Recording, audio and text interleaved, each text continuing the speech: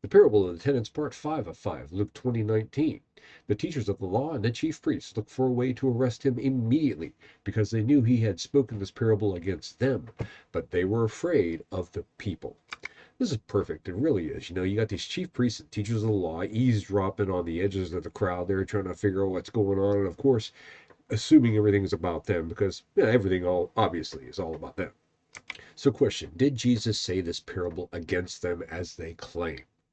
Well, I suppose it depends on what they mean by that. But we talked about yesterday that it appears to us that this parable is about the Son explicitly.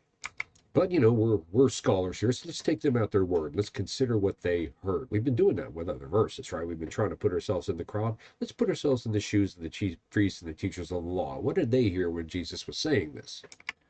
And what was it that set them off that made them so mad? Well, personally, I think it's verse 16. Check this out. The vineyard owner will come and kill those tenants and give the vineyard to others.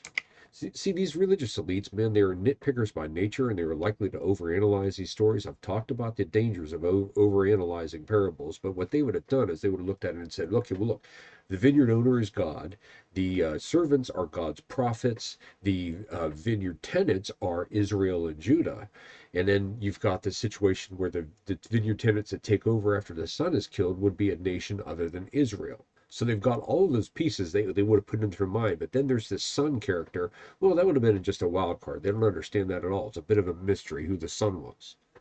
And that's what I'm talking about. That's the thing about knowledge. Sometimes it's just not as useful as it could be.